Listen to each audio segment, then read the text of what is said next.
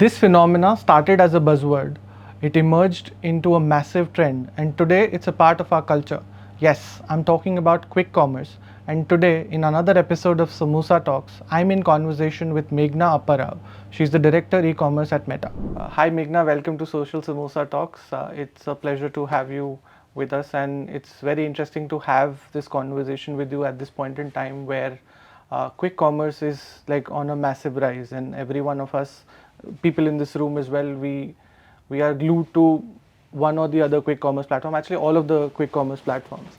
So, and coming from your role at Meta, that is director of e-commerce at Meta, I believe you have a very sharper view of how quick commerce landscape is evolving and shaping as we speak. So, Meghna, if you could give me a sense of the state of quick commerce in India at this point in time. What are the kind of trends that you're observing? So I think quick commerce is a fascinating new category which is really built out very quickly, I must say, and taken the country by storm for sure, with a ton of players operating in this space, which are bespoke working in quick commerce and big players entering into the same space. I think the biggest insight coming from that, going back to the customer, is that there is a massive convenience seeking need where people need something really quickly. It's much more prevalent in certain categories like grocery, which is where the genesis of quick commerce actually happened, and also started out with cohorts which are more online shopping savvy, which tend to be early stage millennials, Gen Z, etc. But what has happened over the past maybe 12 odd months is this is quickly transformed into a much broader convenience seeking need. So it's absolutely anything that you need quickly that is delivered to you, and cutting across all possible cohorts. So grocery is one use case, but we can clearly see it expanding into other things. For example, a charger, which you need very quickly. It's gone into other use cases, for example, gifting. So it's Valentine's Day and I've forgotten to buy a gift for my partner, and I can pick up a perfume and order it right then and there, and kind of saved my day.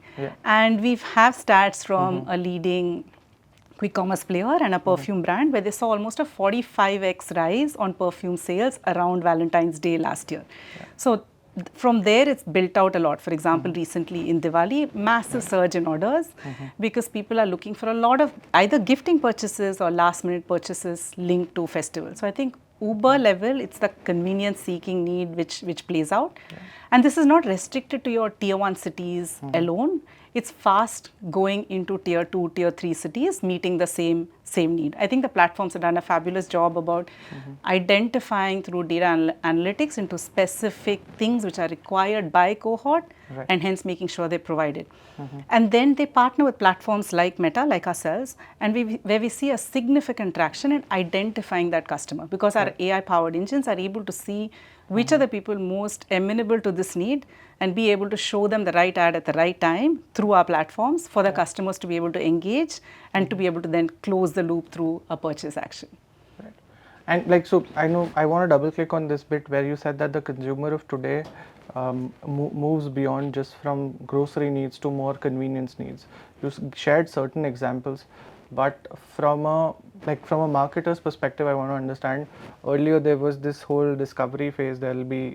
Where they'll be exploring options, they'll be evaluating them, then they'll step into that mode of having certain brands in their consideration, and then eventually going and buying. So the whole discovery to purchase journey was too long, but with quick commerce that is shortened. So what other consumer behaviors you've observed, especially with regards to consumption on quick commerce as well as digital commerce too? So actually we see, you're saying it right, that in terms of that crunching that decision making phase from discovery all the way to purchase is fabulously enabled by quick commerce.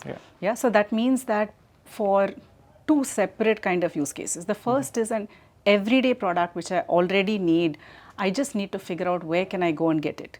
So I think there we are partnering with the quick commerce platforms in letting customers know that a suite of products are available which meet your needs. Whether it's a pitchkari on Holi to a kind of a gifting option for Diwali, in addition to say your core grocery products. So I think there it's about letting people know what all is available in that shortest amount of time. In terms of the other piece, which is saying that, hey, I need to go through a general purchase journey to make a decision on a product. There could be examples, for example, the iPhone 16 when they launched on a bunch of quick commerce platforms.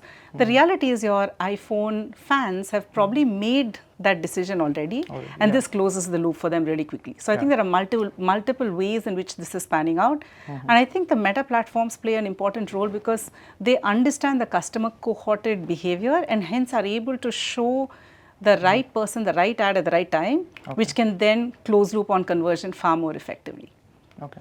And so again, speaking of the occasion-based shopping that you were talking about, so there is one set which is specifically about a particular requirement during the festival. It could be gifting, for instance, like you said, or it could be a lot of things associated to a festival, like say with Holi, the Pichkari example that you gave. I want to understand, do you think quick commerce has managed to make certain festivals or certain occasions more celebrated and more prominent, in the sense that, I'll give you an example. So we were hosting a Children's Day party at our office, and I found like a lot of millennial people in my office would connect to a lot of 90s things, and I couldn't buy those 90s things off the shelf on an e-commerce platform as well. It could take like 2-3 days for it to be delivered. But on quick commerce, I found a lot of nostalgia kits, like Zepto had one. I think Oi Happy, the brand, had quite a few of them on Instamart. So probably my Children's Day plan might not have all those elements in place, but because I found them, I ordered them, and then we had that kind of an occasion. And Children's Day is not as big for people like us in this age group. So you think quick commerce has increased people's purchasing powers, in the sense that they're spending in places where they're not supposed to, or not supposed to in the sense, but probably they're not likely to? So I think first I must touch upon this nostalgia piece that I called out. We did a study where we know that for Gen Z customers, nostalgia is over-indexed. And it comes from a place of getting kind of a comfort space of what nostalgia provides. So actually what you're talking about is already a massive trend that we see on our platforms, not just with millennials, but also with Gen Z, which is why it links back into what you're saying, hey, that's associated with a bunch of products, and how do I make sure I get these products, how do I get it in time? And you use Children's Day as an example. What we see as a pattern all through the year, irrespective of just quick commerce, overall in the e-commerce space, is festivals and moments are playing a very big role. So it's not just sale events, but sale events linked to moments which could be very varied across the country. So it could be Children's Day, which is cutting across. It can be Onam in Kerala. It can be Pongal in Tamil Nadu. Right now, there are two data analytics which are powering this. One is the platform's own analytics, where they're able to see who's coming, what are people searching for, and making sure they have the products available. The second one is, let's call it the magic of Meta, which is also able to pick up the signals from everything that you and I do on these platforms and show an orientation towards certain categories, certain festivals, and bringing both of them together so people see the right products at the right time. So we use this term at Meta, where we say in the past, people would go and find products. So I've decided to buy something, I must go look for this. But today, it's about discovery, where products find people. So because of the analytics and AI-powered engines, we're able to show you the right thing at the right time. So it's able to cut short that entire discovery process and make it far more seamless and enjoyable. I think that's another nugget that we could use later, maybe, because I like it how you put it. Earlier, people used to find products, and now products are finding people. So in that stead only, I want to understand from you. So, like, there was a time when people were saying that brands are built over a period of time. Like, it takes a lot of traditional media, it takes a lot of time for a brand to be built. And then e-commerce came into the picture, and then they were like, digital brands take much lesser time to be built. So in this age of quick commerce, you think marketers can build brands also that instantly, the way quick commerce is building business for brands, which are like, there are newer brands who have also emerged as quick commerce first brands. So you think this whole journey of building brands, or building brands, will become much shorter with quick commerce? And if that is so, then what is your advice to the marketers of today? So I think I would say that overall online, and quick commerce in specific, has kind of democratized brand building. Yeah, so you're not banking on large scale distribution being in place before you can build your brand. That's why we have seen the online first brands surge. So I think the call out or the tip to anyone in the industry is to say there's a massive opportunity to build your brand at rapid scale, diving into the entire consumer insight around convenience. So it's about being at the right place at the right time. Yeah. So for example, going back to my perfume example, you wouldn't have thought about a perfume brand being necessarily built on a commerce platform. But if you say, hey, perfumes are massive opportunity in gifting, and gifting opportunity is very tightly linked to quick commerce, and hence if I'm a brand trying to build a perfume, I should be present on this platform. Yeah, I think it's a media choice linked to a customer behavior and an innate need. The second piece is then the how. So how are you actually present on the platform? And I would have, let's say, 2 suggestions on this. The first is, say, the role of creators and influencers. So this is the home for, for creators and influencers. Platforms like Instagram and Facebook are really the home. And we see a lot of people in this space talk about beauty consumers, say for example, talk about how creators play a very important role in their decision making. So now, what is the kind of creative you put out? Partnering with a creator and creating an ad using a creator or an influencer may be a great way in terms of the how, which distinguishes what exactly you do on the platform. So that's one of those things. The second thing actually I'll talk about is retail media networks, which is a massive trend internationally, has also caught up in India. So the quick commerce companies and platforms have leaned in heavily into it, and a lot of leading brands in the country, both the traditional traditional brands as well as online first brands, are partnering with quick commerce platforms to build this together. So for example, at Meta, we have a product called Collaborative Ads, which is our retail media solution. So the brand can continue to run a campaign on Facebook or Instagram, but on the audiences of a quick commerce platform in a privacy safe way, so that you're able to tightly link the customer who's ready to buy online along with your piece of communication and close loop on conversion. Okay. So again, like I would want to dive a bit into the subject of creators. So how do you think creators are a part of this quick commerce revolution, in the sense that do you think creators have that kind of pull to drive someone, like drive a consumer to a quick commerce platform and like get them to purchase something, or you think creators work better on the top of the funnel where they could create awareness about a certain brand and their presence on quick commerce, and or you think they could do the last mile conversion as well? So we started out thinking that the role creators would play is in what we call upper funnel or brand awareness. Of course, that still holds out, but over the past year or so, we have seen a ton of examples where creators, especially the micro and nano creators, where it's about the boy next door, the girl next door, someone like me is able to buy this product, and hence it also makes sense for me. This then gets accentuated in like tier 2 and tier 3. Where a ton of our content is actually watched, seen, even produced by tier 2 and 3 influencers and creators. So what we are seeing is that is more like the how part of it. So as a brand, when I want to engage, there are many formats of advertising I can use, but definitely looking at a leg of advertising which involves a creator or influencer communication. So the package of communication or the package of exposures that you see, when it also includes a creator or influencer piece of comms, is delivering a much stronger output. And if I overlay this with the geographical nuances, like I said, Onam in Kerala or Pongal in Tamil Nadu kind of a thing, there the vernacular creators resonate much more with you, and hence you're able to find an even tighter sweet spot.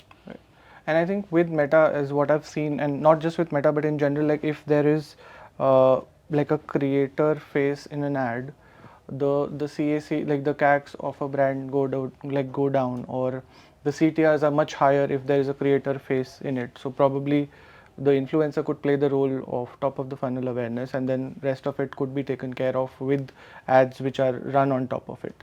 On the second trend that you spoke about around retail media networks, do you think that is being adopted by brands as much, or very few brands are working on that spectrum at this point? So this has been a more recent phenomenon. So let's say about 6 months-ish, where the first step is the platforms enabling a retail media network access to partner with brands.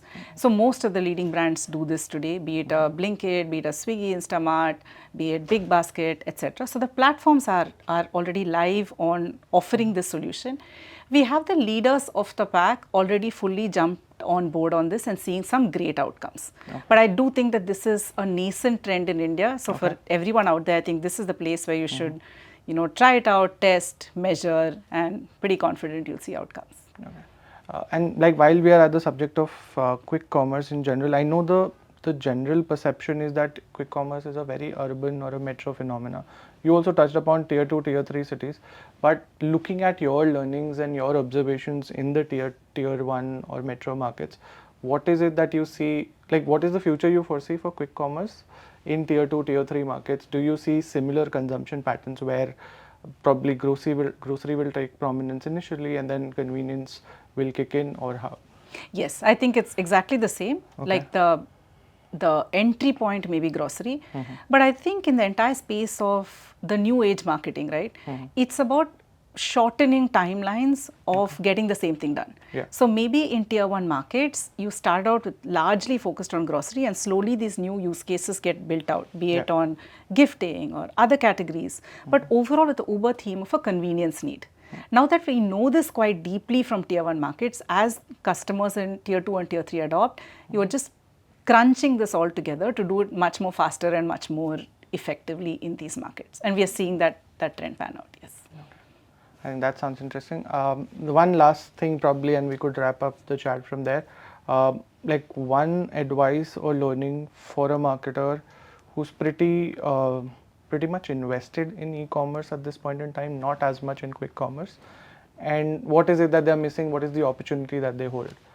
So I would say the first thing is that go look at this as a trend, think about convenience need and see whether that marries with what your product or your brand has to offer. Secondly, be very open-minded in terms of saying what is your consumer actually looking for and is there a role for convenience in that or not. But many of these are such complicated questions and challenges, and they challenge many things that we have done and the ways we have done things before. So probably the best way is a test and learn.